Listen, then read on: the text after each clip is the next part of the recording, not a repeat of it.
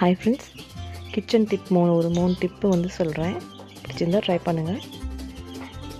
First tip பார்த்திங்கன்னா, கொத்தமல்லி தழை வந்து ஃப்ரிட்ஜில் வைப்போம். நம்ம ஃப்ரிட்ஜில் வைப்போம். அது பார்த்திங்கன்னா வந்து சீக்கிரம் அழுகிரும். அந்த டிஷ்யூ பேப்பர்லாம் வச்சு வைக்கிறாங்க. நான் ஒரு ஐடியா பண்ணி வைப்பேன். அந்த மாதிரி வச்சு பாருங்கள். நிறைய இந்த ஹார்லிக்ஸ் பாட்டில்ஸு இந்த மாதிரி வந்து கடைகளில் வந்து இந்த சாக்லேட் பாக்ஸ்லாம் இருக்குது பார்த்திங்களா, பாட்டில் மாதிரி.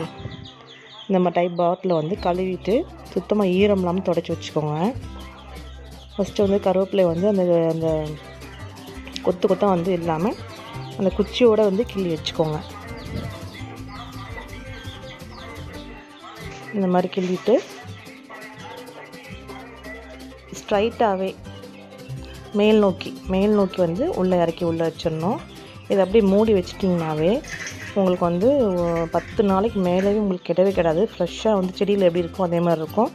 தண்ணி வேர்த்தாலும் அந்த தண்ணி கீழே இறங்கிறப்போ அந்த தண்ணியில் அந்த செடி இருக்கிறதுனால இன்னும் ஃப்ரெஷ்ஷாக இருக்கும். அதே மாதிரி வள்ளித்தள்ளி அதே மாதிரி ஸ்ட்ரைட்டாக தான் வைக்கணும்.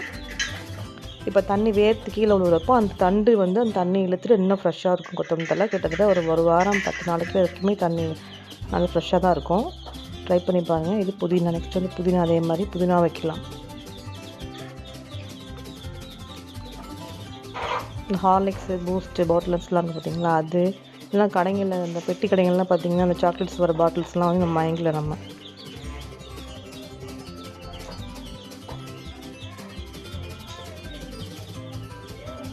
எல்லாமே ஸ்ட்ரைட்டாக தான் வைக்கணும். இந்த மாதிரி வைக்கணும்.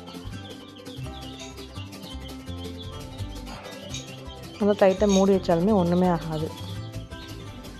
நல்லா ஃப்ரெஷ்ஷாக இருக்கும் பார்த்திங்கன்னா.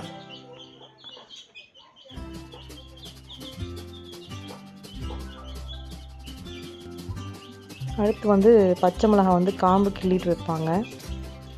அந்த மாதிரி வைக்க தேவை கிடையாது. இதே மாதிரி பாட்டில் நல்லா நான் ஒரு பாட்டில் வச்சுருக்கேன் ஹைட்டாக.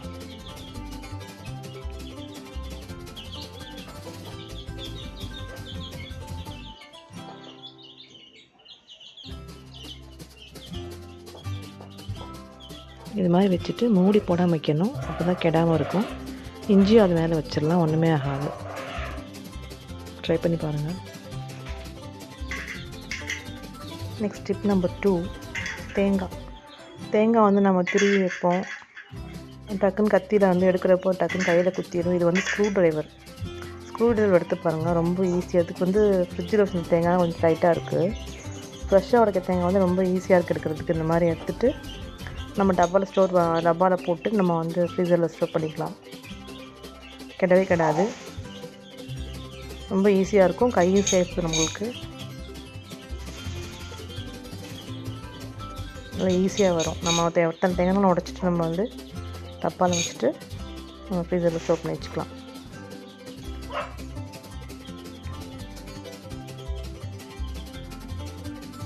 தேங்காய் உடைச்சோடனே நான் வந்து ஃப்ரீசரில் வச்சுருவேன். டைம் இருக்கப்போ எடுத்து நான் இந்த மாதிரி வந்து பீஸ் போட்டு உள்ளே வச்சுருவேன்.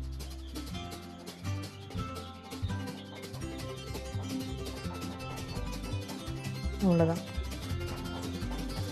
நம்ம எடுத்து யூஸ் பண்ணுறதுக்கு ஈஸியாக இருக்கும். கிடையாது. இப்போல்லாம் ரேட்டு ரொம்ப ஜாஸ்தியாக இருந்தனால நம்ம ஸ்டோர் பண்ணி வச்சுக்கிறது நல்லது. நெக்ஸ்ட் டிப் நம்பர் 3, யாருமே வந்து நான்ஸ்டிக் யூஸ் பண்ணாதீங்க. இந்த மாதிரி வந்து இரும்பு தோசைக்கல் இல்லைனா வந்து கேஸ்ட் அயர்ன் தோசைக்கல் இந்த மாதிரி வந்து யூஸ் பண்ணுங்கள். அது எப்படி பழக்கிறதுனா வேறு எதுவுமே கிடையாது. வெங்காயத்தை நல்லா எண்ணெய் நல்லா சூடு பண்ணிவிட்டு சூடு பண்ணிவிட்டு எண்ணெய் தடவிட்டு அதில் வந்து வெங்காயத்தை ஃபஸ்ட் நல்லா தடவிட்டு இல்லை குட்டியாக வெட்டிட்டு நம்ம அதை வதக்கினோம்னாவே நல்லா பழகிடும். நிறைய இடத்துல வந்து இப்போ விற்கிறாங்க. நீங்கள் அதை வாங்கி யூஸ் பண்ணுங்கள். தயவுசெய்து வந்து நான்ஸ்டிக் யூஸ் பண்ணாதீங்க. டிப் பிடிச்சிருந்தா லைக் பண்ணுங்கள், ஷேர் பண்ணுங்கள், கமெண்ட்ஸ் பண்ணுங்கள், சப்ஸ்கிரைப் பண்ணுங்கள். Thank you.